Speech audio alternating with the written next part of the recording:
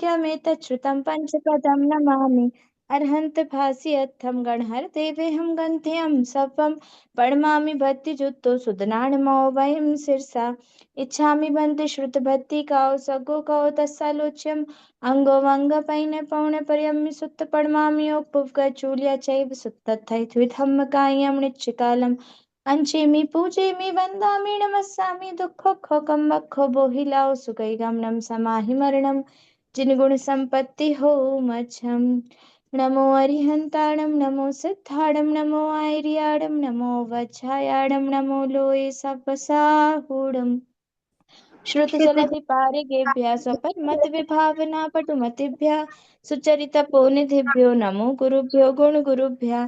36 गुण समग्रे पंचविहाचार करण संदर्शे शिष्यानुग्रह कुशले धम्माहिर्ये सदा वन्दे गुरु भक्ति संयमेन तरन्ति संसार साइरम घोरम छिन्नट्टि अट्टकम्मं जम्मं मरणं न पावन्ति ये नित्यं व्रतमन्त्रहोम निरता ध्यानाग्निहोत्राकुला षट्कर्माभिरतास्तपोधन धना साधु क्रिया साधवा शीलप्रवरणा गुणप्रहरणा चन्द्रार्किते ज्योतिका मोक्षद्वार कपाटपाटन भटा प्रीणन्तु मां साधवा गुरुवः पान्तु नो नित्यं ज्ञानदर्शननायकः चारित्राणो गम्भीरा मोक्षमार्गोपदेशका इच्छामि इच्छामि भन्ते भन्ते हरिभक्तिकौ सद्गुकौ तत्सालोच्यं सम्मनानि सम्मदंसन् सम्मचरितयुक्ताणं पञ्चव्याचाराणाम् आर्याणाम् आयरादिसुज्ञानमुद्देश्याणम् उपाध्यायाणम् तीरयण गुणपालन रयाणं सव्यसाहुणं नित्यकालम् अंचेमि पूजेमि वन्दामि नमस्सामि दुःखोखं बखो बोहिलाओ सुगैगमनं समाहि मरणं जिनगुण संपत्ति हो मच्छम् मोक्षमार्गस्य नेतारम् भेत्तारं कर्मभूभृतां ज्ञातारं विश्वतत्त्वानां वन्दे तद्गुणलब्धये। आचार्य उमा स्वामी जी महाराज की जय। आचार्य पूज्यपाद स्वामी जी महाराज की जय। संत शिरोमणि आचार्य गुरुश्री विद्यासागर जी महाराज की जय। आचार्य गुरुश्री समय सागर जी महाराज की जय। आचार्य गुरुश्री प्रज्ञा सागर जी महाराज की जय।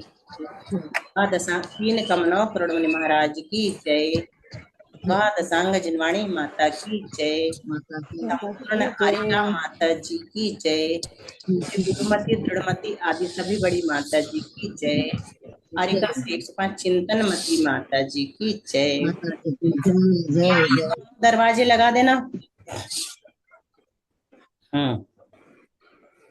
चलो पहले क्या पढ़ना है दोनों, वो वाला भी, वहां से भी आवाज आ रही।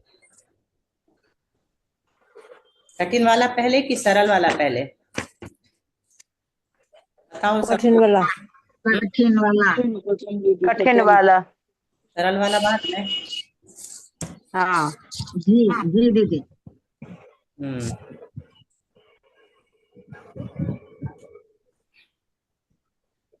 चलो कठिन वाला पूरा करने के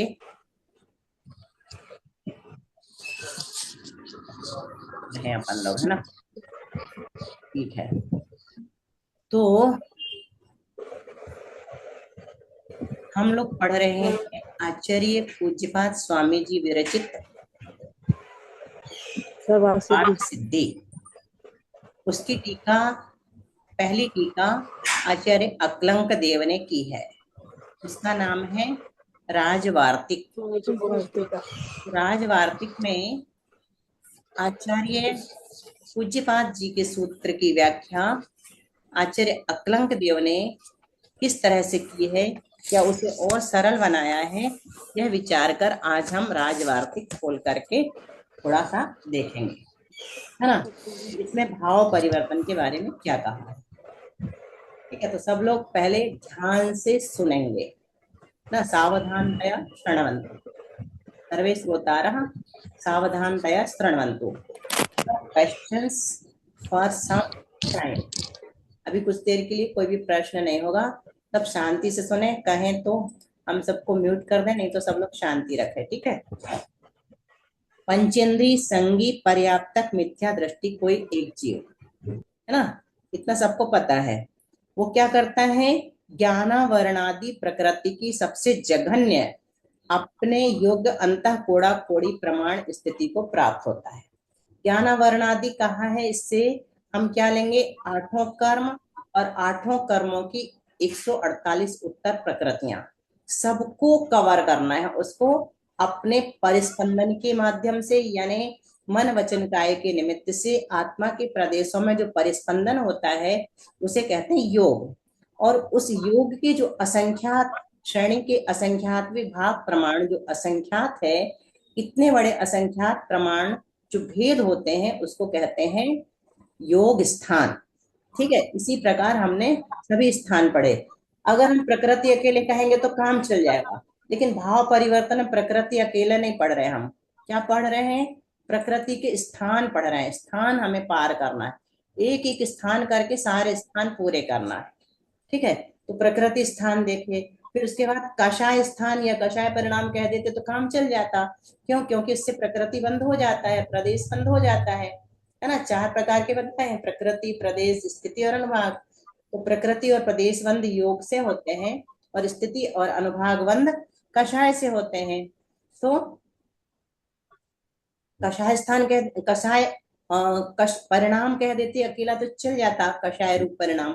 लेकिन यहाँ पर हम कषाय रूप परिणाम ना लेकर के क्या लेंगे, परिवर्तन में असंख्यात लोक प्रमाण उसके स्थान लेंगे। कषाय परिणामों के कितने भेद हैं, असंख्यात लोक प्रमाण। ठीक है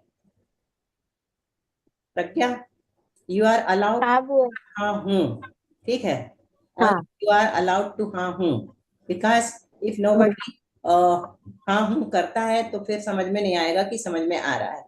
बाकी लोग जरूरत पड़ने पर वो भी अलाउड है, बहुत जरूरी हो तो पूछ करके। ठीक है, तो कषाय स्थान हमने कहा, इसका मतलब क्या है कि परिणामों के जितने भेद बनते हैं उन सबको ये जीव क्रम क्रम से पार करेगा। तो उसके लिए हमने क्या नाम दिया, स्थान, कषाय स्थान दिया। ठीक है, फिर बाद में अनुभाग, अनुभाग अकेला कह देते तो चल जाता, अनुभाग भी कषाय परिणामों से बनता है। कषाय परिणाम से 2 चीज बनती हैं, क्या क्या, स्थिति बनती है और अनुभाग। तो उसी परिणाम से स्थिति बांधी हमने और अनुभाग भी बांधा। तो जघन्य ही यहाँ पर हम लेंगे, क्या लेंगे, जघन्य योग से, और जघन्य अनुभाग बंद किया, जघन्य कषाय बंद किया, मतलब कषाय का परिणाम जो है वो भी जघन्य है। उस जघन्य परिणाम से जघन्य अनुभाग बंद हुआ। ठीक है, और स्थिति भी जघन्य बंदी। कषाय का रोल मुख्य है ना। कषाय परिणाम हुए तो क्या हुआ, कर्म की स्थिति बंद और अनुभाग, स्थिति और अनुभाग बंद हुआ। ठीक है, और उसमें निमित्त कौन है, साथ साथ योग, क्योंकि योग जो है वो बहुत जरूरी है, योग के बगैर तो कुछ हो ही गई नहीं, चेष्टा, परिस्पंदन। तो योग और कषाय दोनों निमित्त पड़ गए, प्रकृति, प्रदेश, स्थिति और अनुभाग, चारों प्रकार के बंद में। तो हमें चारों प्रकार के बंद जो है जघन्य मिल गए। तो उसके उस स्थिति के योग षट स्थान पतित असंख्यात लोक प्रमाण कषाय अध्यवसाय स्थान होते हैं, और सबसे जघन्य कषाय अध्यवसाय स्थानों के निमित्त से असंख्यात लोक प्रमाण अनुभाग अध्यवसाय स्थान होते हैं। इस प्रकार सबसे जघन्य स्थिति, सबसे जघन्य कषाय अध्यवसाय स्थान, कषाय अध्यवसाय की जगह हर जगह परिणाम लगाते रहना ना, कषाय परिणाम। ठीक है, अध्यवसाय कठिन लगता हो सुनने में तो जैसे अब आप लोग अध्यवसाय के अभ्यस्त हो गए हैं, कोई दिक्कत नहीं है ना। और सबसे जघन्य अनुभाग अध्यवसाय स्थान को धारण करने वाले इस जीव के तद योग्य सबसे जघन्य योग स्थान होता है। ठीक है, यहाँ तक समझ में आ गया था ना। तो अब यहाँ पर जो षट स्थान पतित बताया है, षट स्थान पतित से क्या होगा, जब एक असंख्यात जगत श्रेणी, जगत श्रेणी के असंख्यात विभाग प्रमाण जब योग स्थान पूरे हो जाएंगे ना, तो एक बार असंख्यात भाग वृद्धि युक्त भाग वृद्धि होगी वहां पर, उस योग स्थान में क्या होगी, असंख्यात भाग वृद्धि होगी। तो उसको कैसे निकालेंगे एक बार बता देते हैं, असंख्यात भाग वृद्धि कैसे निकालते हैं। छोटी स्लेट से दिखाए कि बड़ी उठाए, दिख रहा बुआ।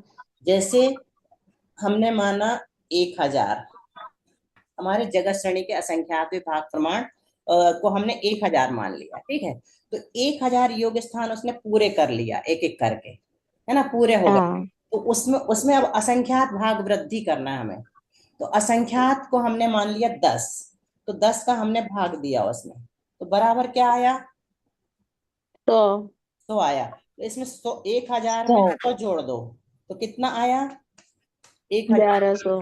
तो असंख्यात भाग की वृद्धि इसमें हो गई, है ना, बिल्कुल सरल। असंख्यात हाँ। भाग की वृद्धि हमने कर ली।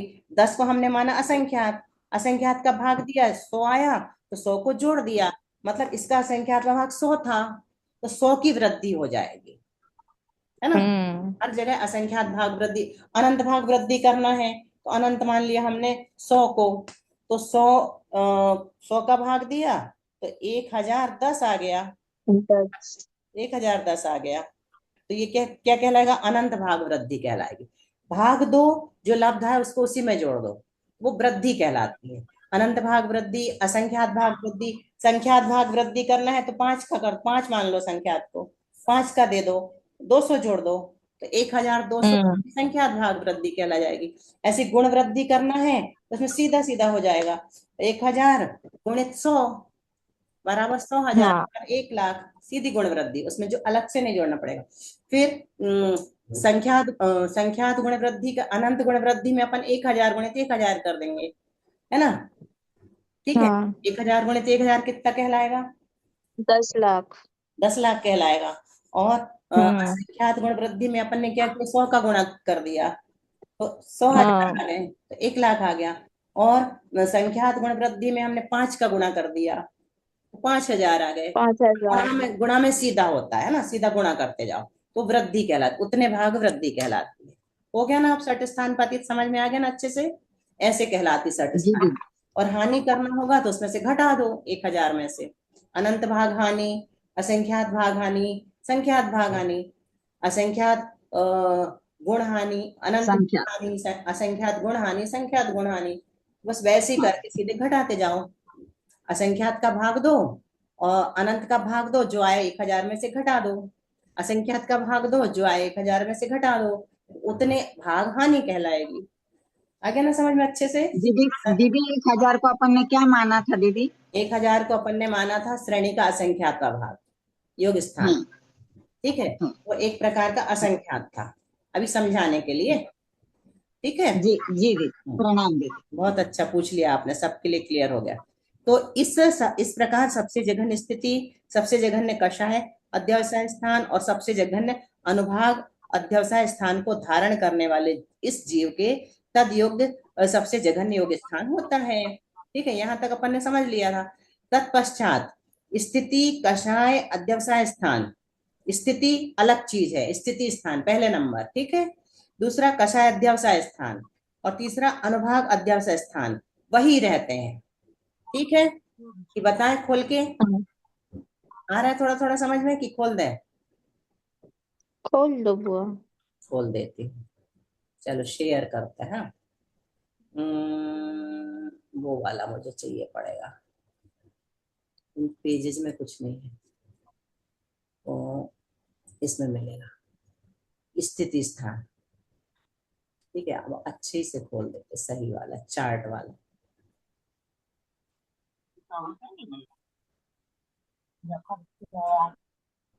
दिख रहा है स्क्रीन? हाँ। हम्म। तो इसमें हमने ये सब पढ़ लिया, स्थिति स्थान पढ़ लिया, कषाय अध्यवसाय स्थान पढ़ लिया, अनुभाग अध्यवसाय स्थान पढ़ लिया, और योग स्थान पढ़ लिया, है ना। ये अपने को पता चल गए कितने कितने हैं। ठीक है। और कर्मों की स्थिति बता देते हैं, सबसे अधिक 70 कोड़ा कोड़ी सागर, और सबसे कम अपन अंतर्मुहूर्त मानते हैं। ठीक है। और एक बार ये प्रमाण भी देख लो सबका अलग अलग। स्थिति स्थान के कितने प्रमाण बनते? संख्यात, कल्प, काल। चलो, अब कल्पकाल कौन बताएगा? सिर्फ नाम बोलना अपना, मैं नहीं बोलना, प्रज्ञा को छोड़ के, प्रज्ञा को पता है कल्पकाल किसे कहते हैं। विशेष। पिंकी। नहीं, विशेष ने सबसे पहले बोला, शायद विशेष बोला क्या? हाँ बुआ। पिंकी। हाँ, विशेष ने पहले नाम बोला, पहले उसको बोल लेने दो, फिर उसके बुआ, बाद। 10 कोड़ा कोड़ी का एक अवसर्पणी होता है और उतने ही 10 कोड़ा कोड़ी का एक उत्सर्पणी होता है। इन अच्छा। दोनों को मिला के 20 कोड़ा कोड़ी का 20 कोड़ा कोड़ी सागर का एक कल्पकाल होता है। अच्छा, सबको समझ में आ गया? अच्छे से आवाज आ गई ना उसकी? 20 कोड़ा कोड़ी सागर का एक कल्पकाल होता है। 10 कोड़ा कोड़ी की उत्सर्पणी, 10 कोड़ा कोड़ी सागर, सब में लगाते जाना है ना, कोड़ा कोड़ी अकेले नहीं। 10 कोड़ा कोड़ी, 10 कोड़ा कोड़ी सागर है कि नहीं यहाँ पे? सागर है ना? सागर सागर है, ठीक है। सागर। तो 20 कोड़ा कोड़ी सागर का एक कल्पकाल होता है। तो ऐसे संख्यात कल्पकाल कैसे बनेंगे? 70 कोड़ा कोड़ी सागर में कितने कल्पकाल बनेंगे प्रज्ञा? 70 कोड़ा कोड़ी में कितने कल्पकाल? 20 कोड़ा साढ़े तीन। 70 70/20 3.5। वेरी गुड, 3.5 कल्पकाल बनेंगे। तो अपने पास कितनी स्थितियां हैं? 70 कोड़ा कोड़ी एक हो गई, 40 कोड़ा कोड़ी एक हो गई, तो साढ़े साढ़े पांच हो गए है ना, 5.5 कल्पकाल हो गए। फिर 30 कोड़ा कोड़ी की 3 स्थितियां हैं, उत्कृष्ट बता रहे हैं विज्ञानावरण, दर्शनावरण, अंतराय। तो 30 90, 90 में कितने बन जाएंगे? 20 चौके 80, 4.5 ये हो गए। तो इसीलिए इनको संख्यात कल्पकाल कह दिया, क्योंकि बहुत सारे कल्पकाल अपने सारी स्थितियों के बन जाएंगे। तो उनको अपन ऐसी स्थिति ना बता करके संख्यात कह दिया ना। 148 कर्मों की सारी स्थितियां निकालेंगे ना, तो संख्यात निकलेगा अपना, है ना। तो उन्होंने उसको संख्यात नाम दिया। अब योग स्थान कितने? श्रेणी के असंख्यात विभाग प्रमाण। श्रेणी किसे कहते हैं? 7 राजू लंबी। हाँ सविता, नहीं हाँ सविता, ठीक है, बोलो सविता जल्दी। 148 कर्मों को नहीं निकालना दीदी, क्योंकि बंध में तो मात्र 120 का ही बंध होता है ना। कितने का? अपन ना 148 का ना, तो 148 कर्म का, तो 148 प्रकार से लगाएंगे। बंध तो मात्र है ना 120 प्रकृति बंधी होगी है ना। देखते हैं ये वाले नहीं बंध अपन स्थिति बंध, समझाते हैं। 4 प्रकार का बंध होते ना प्रकृति। हाँ, ये वाला कर्मकांड का वैसे कल समझा देंगे, ठीक है। ये आप सही कह रही हो, बंध योग्य प्रकृतियां ही यहाँ पर लगाएंगे अपन, है ना, कल बता देंगे। चलो श्रेणी बता रही थी सविता। दीदी हाँ 7 राजू लंबी, हाँ, चलो सविता की आवाज गड़बड़, बोलो श्रुति भाभी। 7 राजू लंबी, एक चौड़ी, एक प्रदेश चौड़ी आकाश प्रदेश पंक्ति को जगत श्रेणी कहते हैं। ठीक है, उसी को श्रेणी और उसी को जगत श्रेणी। तो 7 हाँ, उसी को लंबी और एक प्रदेश चौड़ी पंक्ति में जितने प्रदेश हैं वो एक जगत श्रेणी है, वो भी असंख्यात है। उसमें हम छोटे वाले असंख्यात का भाग देंगे, जो आएगा वो कहलाएगा योग स्थान। ठीक है, ये क्लियर हो गया कितने होते हैं योग स्थान? ठीक है, असंख्यात में एक छोटे असंख्यात का भाग दिया गया है, उतना बड़ा असंख्यात लेना। ठीक है, अब चलो स्थितिबंध अध्यवसाय स्थान जो है वो असंख्यात लोक प्रमाण। असंख्यात लोक कैसे निकालेंगे? चलो बताओ, मेघा, पिंकी बता दो, मेघा नहीं बताएगी। एक लोक में कितने प्रदेश होते पिंकी?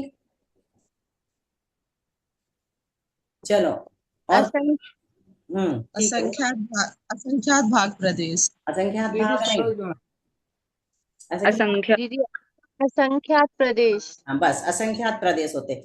ऐसे असंख्यात प्रदेश वाले कितने लोग चाहिए अपने को? असंख्यात चाहिए। तो मतलब असंख्यात में असंख्यात का गुणा कर दो, है ना। ठीक है, तो ये स्थिति बंध के भेद निकल जाएंगे। स्थिति तो भी असंख्यात ही आएगा ना दीदी, गुणाकार भी। ये भाव परिवर्तन जी, जब जी। तक पढ़ेंगे ना असंख्यात ही आएगा, लेकिन तब अनंत आएगा कि एक भाव परिवर्तन में अनंत द्रव्य परिवर्तन हो जाते हैं, अनंत क्षेत्र परिवर्तन हो जाते हैं, अनंत काल परिवर्तन हो जाते हैं और अनंत भाव परिवर्तन हो जाते हैं, है ना। वहां बस अनंत आएगा, बाकी सब जगह असंख्यात ही आएगा। तो कषाय परिणाम जी। जो है उनके भेद कितने बने? असंख्यात लोक प्रमाण। और अनुभाग बंध के जो परिणाम है, अनुभाग बंध स्थान जो है वो भी कितने हैं? असंख्यात लोक प्रमाण। लेकिन तीसरे वाले असंख्यात लोक से ये असंख्यात गुणे ज्यादा है। ठीक है, अब ये पॉइंट आज याद रखना कि 148 की जगह अपन कितना लगाएंगे? 120 लगाएंगे, क्योंकि योग्य प्रकृतियां 120 है। 120 इसका डिटेल 120 आपको बता देंगे, ठीक है। ये कर्मकांड का विषय। अब चलो, ये हो गया अपने स्थिति स्थान, अपन ने कितने माने? 100 वर्ष की स्थिति। ठीक है, इससे एकदम समझ में जाए। और अध्यासाय स्थान कितने माने अपन ने? 50, 50 यहाँ पर 50 है। और अनुभाग देखो, इससे असंख्यात ये होते ना, आवाज नहीं, बंद करो अपनी। अनुभाग अध्यवसाय स्थान कितने माने? 100 और योग स्थान माने 20।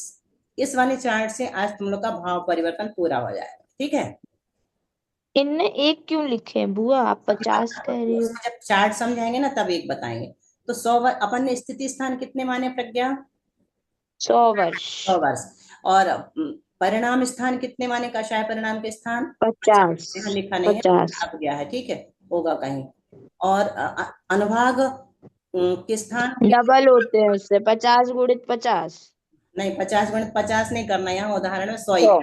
100 करेंगे, क्योंकि दीदी इसमें कषाय कषाय का नहीं लिया है चार्ट में। हाँ, स्थिति अध्यवसाय यानी कषाय ले लेते हैं, कई जगह स्थिति अध्यवसाय बताया था ना, उसको स्थिति अध्यवसाय स्थान भी कहते हैं और कषाय अध्यवसाय स्थान भी कहते हैं, ठीक। अध्यवसाय में कषाय और परिणाम दोनों आ जाते हैं, ठीक है।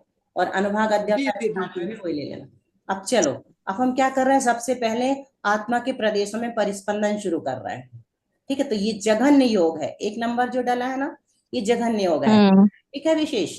और ये अनुभाग अध्यवसाय स्थान भी ये जघन्य अध्यवसाय स्थान है, ठीक है, जघन्य अनुभाग है, इसने जघन्य अनुभाग बांधा है इस वाली स्थिति का। सबसे जघन्य अनुभाग जो हो सकता, अनुभाग यानी सबसे जघन्य फल देने की शक्ति का बंध किया उसने। आगे ना सरल शब्दों में समझ में, फल देने की शक्ति कितनी बांधी, इतने मंद उसके परिणाम है कि जघन्य फल देने की शक्ति बांधी। अपने जितने ही तीव्र संक्लेश परिणाम होते हैं ना, अनुभाग उतना ही ज्यादा तीव्र बनता है, मतलब उत्कृष्ट संक्लेश वाला उत्कृष्ट अनुभाग बनता है। कैसा? नीम कांजीर विष हलाहल वाला संक्लेश परिणाम से, और विशुद्धि से पुण्य प्रकृतियों का अनुभाग ज्यादा बनता है। जैसे साता वेदनी का बहुत अच्छा अनुभाग बंधेगा विशुद्धि रहेगी तो, और संक्लेश परिणाम रहेगा तो असाता वेदनी का बहुत उत्कृष्ट अनुभाग बंधेगा। इसलिए अपने को संक्लेश से खूब बचना है ना, परिवर्तन यही सिखाते हैं। तो यहाँ पे उसने जघन्य शक्ति वाला, जघन्य फल देने वाली शक्ति वाला अनुभाग बांधा। और जघन्य कषाय मतलब परिणाम भी उसका कैसा है, जघन्य है, सबसे जघन्य परिणाम है कषाय का, ठीक है। इस कारण उसकी जघन्य स्थिति बनी, ये अंतः कोड़ा कोड़ी सागर की है। 100 वर्ष मतलब अंतः कोड़ा कोड़ी सागर ज्ञानावरण की, ठीक है। यहाँ तक एक लाइन समझ में आ गई। ये सब चारों जघन्य। दीदी 1 मिनट पूछू दीदी, दीदी 1 मिनट, मैं ये बोल रही हूँ कि जैसे उसने उत्कृष्ट अनुभाग बांधा तो उसकी स्थिति उत्कृष्ट रहेगी, ऐसा नहीं है ना? हाँ, ऐसा नहीं है, बहुत अच्छा वो सिद्धांत। हाँ, और जघन्य बांधा तो स्थिति भी जघन्य रहेगी, ऐसा भी नहीं, ऐसा भी नियम नहीं है, बिल्कुल ठीक। हाँ, बस प्रणाम दीदी। ठीक है, लेकिन यहाँ पर उसने किया है ऐसा अपने को चाहिए था स्थान, इसलिए अपन ने बनाया। जो विजया जी ने कहा ना वो सही है सिद्धांत। हाँ, ये तो ठीक है। हाँ, उत्कृष्ट योग रहेगा तो उत्कृष्ट स्थिति अनुभाग ही बनेगा, ऐसा नियम नहीं है। लेकिन हमको भाव परिवर्तन यहाँ से शुरू करना, सब जघन्य से कहाँ तक ले जाना, उत्कृष्ट तक ले जाना है, इसीलिए हमने जघन्य को चूज किया है ना। 70 कोड़ा कोड़ी तक ले जाएंगे। आगे सबको समझ में इतना। अब चलते हैं अपन योग स्थान का परिवर्तन करते हैं। जी, जी, तो एक योग स्थान से अब कौन सा हो गया, उसका दूसरा योग स्थान हो गया, ठीक है। तुरंत नहीं होगा, 60 स्थान पतित वृद्धि के द्वारा होता है, अपने आप तुरंत नहीं बदल जाता कि वही का वही आ जाए, सीधे आ भी सकता है लेकिन जरूरी नहीं कि आए, है ना। जो योग जघन्य योग यहाँ है उससे +1 वाला परिस्पंदन आ जाए, कोई जरूरी नहीं तुरंत, है ना, बहुत समय बाद भी आ सकता, असंख्यात वर्षों बाद भी आ सकता है, ठीक है। दूसरा योग स्थान आ गया उसका, लेकिन ये अनुभाग अध्यवसाय स्थान जघन्य ही रहा, ये भी जघन्य रहा, ये भी जघन्य रही। आया समझ में? ये एक क्यों लिखा प्रज्ञा? तब आगे कंटिन्यू कर लेंगे। हाँ ठीक है बुआ। मैं अभी सबको म्यूट कर रही हूँ। मतलब योग स्थान तो बदल गया क्योंकि उसके बाद वाला मिल गया, नहीं भी मिल सकता है। हाँ, मिलान पर आपका अनुभाग और स्थिति वहीं रहा, इसलिए जघन्य में तब तक रखेंगे जब तक पूरे योग स्थान श्रेणी के असंख्यात भाग प्रमाण परिवर्तित ना हो जाए। इस स्थिति के साथ, एक ही के साथ दूसरे में भी जघन्य अनुभाग रहेगा, तीसरे में भी अभी एक ही को बदलेंगे। ये तो 0 0 है, मान इनको छूना ही नहीं है, अभी इसको बस देखना है। तो जब ये तो मतलब श्रेणी के असंख्यातवें भाग तक है योग स्थान, तो श्रेणी के असंख्यातवें भाग तक जब तक पूरे के जघन्य नहीं गुजर जाते, फिर उससे ऐसे क्रम से चलता रहता होगा। श्रेणी के असंख्यातवें भाग प्रमाण जब योग स्थान पूरे हो जाएंगे ना, पलट जाएंगे, पलटना कहलाता, तब अपना ये दूसरे में जाएगा, ये दूसरा हो जाएगा अनुभाग अध्यवसाय। फिर श्रेणी के असंख्यातवें, और ये ज्यों के त्यों रहेंगे, ये वाला अभी नहीं बदलेगा। फिर श्रेणी के असंख्यातवें प्रमाण योग स्थान पूरे होंगे तो ये 3 नंबर का हो जाएगा। फिर श्रेणी के असंख्यातवें ये ज्यों के त्यों रहेंगे, इनको छूना भी नहीं है ना, जैसे अपन ने प्रमाण पढ़ा था। फिर श्रेणी के असंख्यात प्रमाण पूरे हो जाएंगे तो चौथा हो जाएगा। ऐसे श्रेणी के असंख्यात विभाग प्रमाण बाहर ये करेगा तब ये दूसरे में जाएगा। विभाग प्रमाण ये दूसरा। तो ये जब श्रेणी के असंख्यात विभाग प्रमाण जब इतनी बार हो जाए, कितनी बार, असंख्यात लोक प्रमाण बार हो जाए, असंख्यात विभाग प्रमाण परिस्पंदन जो है ना असंख्यात लोक प्रमाण बार हो जाएंगे, तब एक कषाय परिणाम दूसरे नंबर में जाएगा, +1 में जाएगा। ठीक है, खूब ही बड़े बड़े नहीं है परिवर्तन, परावर्तन। वही तो बताए, अनंत द्रव्य परिवर्तन, अनंत क्षेत्र परिवर्तन, अनंत काल परिवर्तन, अनंत भाव परिवर्तन हो जाते हैं, तब कहीं जाकर के एक भाव परिवर्तन होता है।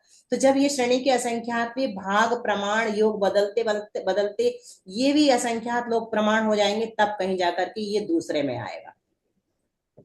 ठीक है, फिर ये श्रेणी के तो बुआ जो अपन ये पंच परावर्तन पढ़ रहे हैं, तो ये सब मिला के एक कहलाता है क्या? हाँ, सब मिलाकर जब तक भाव परिवर्तन नहीं होगा तब तक। ये देखो दूसरा वाला चार्ट ये है, ये 20 पूरे हो गए ना, तो ये 2 में आया। फिर अभी इसको करने दो 20 ये 2 ही बना रहेगा। फिर बाद में ये 3 कब आएगा, यहाँ पे आएगा 3। 20 असंख्यात लोक प्रमाणवार 3 बार असंख्यात लोक प्रमाण कर लिया, तब ये 3 हुआ। फिर 4 बार असंख्यात लोक प्रमाणवार ये कर लिया, तब ये 4 हुआ। ऐसे 100 पूरा करेगा। ठीक है, फिर जब ये 100 पूरे हो जाएंगे ना, तब ये इसका दूसरे नंबर में जाएगा, पहले से दूसरे में। फिर ऐसे इनको 100 को फिर ये पलटते पलटते ये दूसरे से लेकर 50 तक हो जाए। ठीक है, कहां तक हो गए, ये 100 पूरे हो गए। ठीक है, फिर इसका 2 आया, है ना, ये जब 100 पूरे हो गए ना, तब इसका 2 आया। फिर ये 100 पूरे हो गए, इसका 3 आया। फिर इनको 50 को पूरा करना है, बढ़ाते बढ़ाते बढ़ाते बढ़ाते कहां तक, अब अपने दिमाग से करना है। इनने चार्ट कहां तक बनाएंगे, तो ये 50 भी जब पूरे हो जाए तो 100 वर्ष धन 1 समय की स्थिति का नंबर लगेगा। फिर ये चक्र पूरा चलेगा जो अपन अभी चला के आए हैं। 100 वर्ष धन 1 समय की स्थिति को 100 वर्ष धन 2 समय में ले जाने के लिए। थोड़ा थोड़ा समझ में आया ना, कि आज की पूरा आ गया? ये तो आ अच्छे गई से मैथ्स समझ में बुआ, आया दीदी। लेकिन ये बहुत ही बड़े हैं बुआ ये परावर्तन। देखो अब इस जघन्य स्थिति से एक समय अधिक की स्थिति के साथ पुनः यही प्रक्रिया दोहराई जाएगी, जो अपन खूब सारा करके आए ना, हमने संक्षेप में बता दिया, चलेगा अपना। इसके पूर्ण होने पर एक समय अधिक की स्थिति के साथ पुनः सारे बंद किए जाएंगे, ये सारे ये पूरे किए जाएंगे। ऐसे अनुक्रम से एक एक समय बढ़ते हुए उत्कृष्ट स्थिति स्थान तक बंद किया जाता है, तब ज्ञानावरण का भाव परिवर्तन पूरा हुआ। देखो अब यहाँ पर वो बात भी अपन समझ सकते हैं थोड़ी सी। चलो रहने दो, आज नहीं समझाएंगे, 10 मिनट बचे हैं आज के लिए, इतना बहुत है बचाने के लिए। अब अगले कर्म का भाव परिवर्तन इसी क्रम से प्रारंभ से अंत तक करना। ऐसे सारे कर्मों की मूल व उत्तर प्रकृतियों में, देखो यहाँ नहीं लिखा 120, अनुक्रम से सारे भावों का परिवर्तन जानना चाहिए। अब यहाँ क्यों नहीं लिखा, उसका लॉजिक हम कल देंगे, कोई जरूरी नहीं कि 120 हो, है ना, वो कल बताएंगे। यह काल भाव परिवर्तन कहलाता है। भाव परिवर्तन का कितना काल है, अनंत काल। भाव परिवर्तन के अनंतवें भाग में भाव परिवर्तन हो जाता है, मतलब अनंत भाव परिवर्तन हो जाएंगे तब एक भाव परिवर्तन होता है, अथवा एक भाव परिवर्तन में अनंत भाव परिवर्तन हो जाते हैं। एक जीव के भूत दीदी एक बात बताओ दीदी। दीदी अरे सुन रहे हैं, बोलो तो सही। हम ये बोल रहे हैं दीदी, ये कह रहे ज्ञानावर्ण कर्म एक बार पूरा होता है कि सब कर्म साथ में चलते हैं? नहीं, पहले ज्ञानावर्ण कर्म का पूरा होगा फिर दर्शनावर्ण का। काउंट नहीं करते हैं ना। जैसे नरक गति जब चल रही, त्रियंच गति पूरी हो रही कि नहीं, अपन काउंट थोड़ी करते हैं। त्रियंच गति के समय त्रियंच गति को काउंट करेंगे, अपन काउंट नहीं करेंगे उसको, टिक मार्क नहीं लगाएंगे, है ना। ठीक है मनीषा, आ गया समझ में? हाँ। चलते तो सभी हैं दीदी। क्रम भी कितना सही रखा है दीदी, द्रव्य क्षेत्र काल भव और भाव, ये क्रम इसीलिए रखा होगा कि ये क्रम से ही ऐसे ही पूर्ण होंगे। होमवर्क किसी को दिया था, किस किस को याद है? दीदी हमने कर लिया होमवर्क।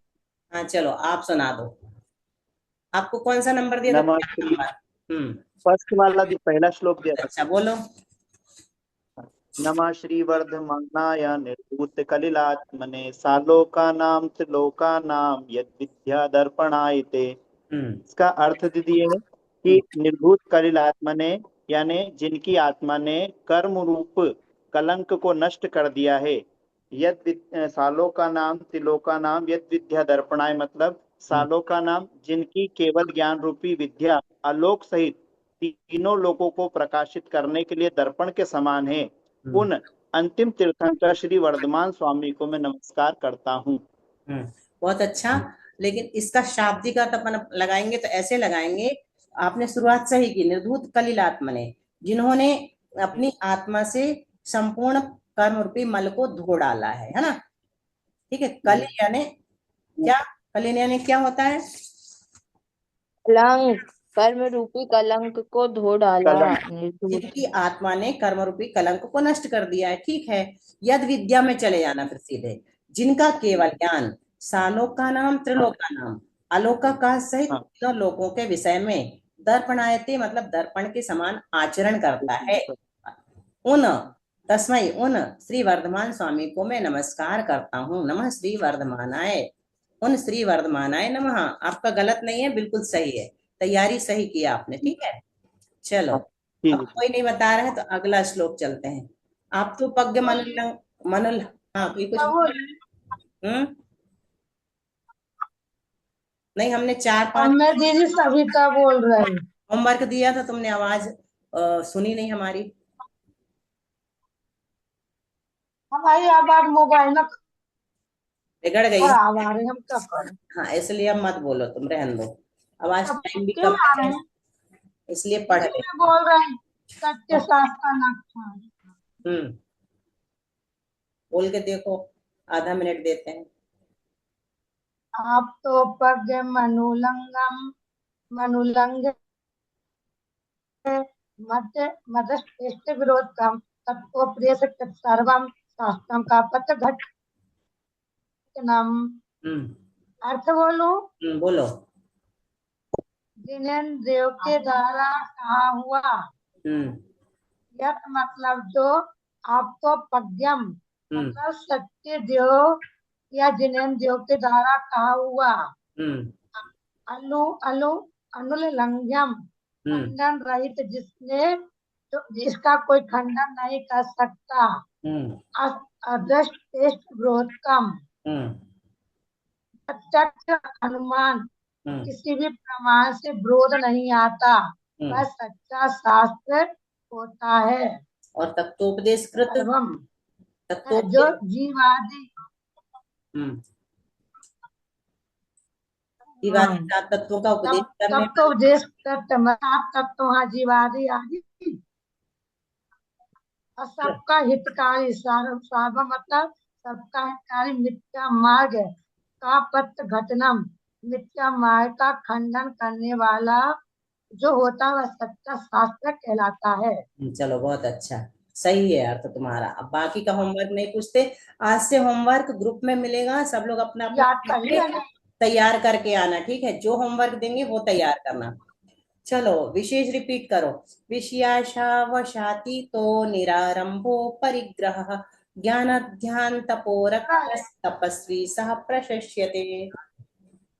विषयाशावशाती तो निरारंभो परिग्रह ज्ञान ध्यान तपोरत्न तपस्वी स प्रशस्यते। लिखा है वैसे रक्तस्वी।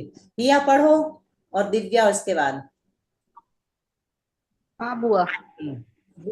विषयाशावशाती तो निरारंभो परिग्रह ज्ञान ध्यान तपोरत्न तपस्वी सा प्रशस्यते।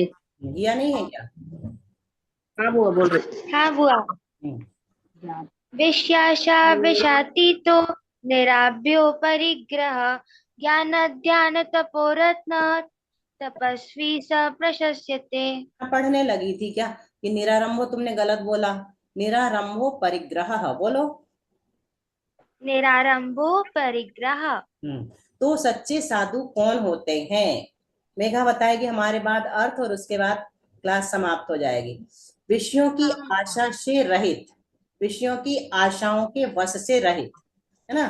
जो विषयों की आशा विषयाशा जिनके अंदर नहीं रहती, पराधीनता नहीं रहती विषयों की, तो विषयों की आशाओं के वश से रहित। निरारंभो, आरंभ से रहित। अपरिग्रह, परिग्रह से रहित। और कितने हो गए? पहला, दूसरा, तीसरा, 3 तो गुण ये हो गए। और ज्ञान ध्यान तपो रक्तस, रक्त यानी संलग्न, लीन। तो ज्ञान ध्यान और तप में जो लीन होते हैं, सह तपस्वी प्रशस्यते, वो तपस्वी यानी वो गुरु प्रशंसनीय होते हैं। बोलो, किसका नाम बोला था? मेरा हाँ, मेघा। वह इस श्लोक में सच्चे गुरु की परिभाषा बता रहे हैं, या फिर सच्चे गुरु कौन होते हैं। तो विषयाशा वसातीत, मतलब जो विषयों की आशाओं के वश से रहित होते हैं। निरारंभ, आरंभों से रहित होते हैं। फिर अपरिग्रह, परिग्रहों से रहित रहते हैं। ज्ञान ध्यान तपो रत्नस्य, मतलब ज्ञान ध्यान और तप में लवलीन रहते हैं। सा वह तपस्वी गुरु प्रशस्यते, मतलब प्रसन्नीय है। प्रज्ञा पढ़ लो पद्यानुवाद अच्छे बढ़िया ढंग से। हाँ बुआ।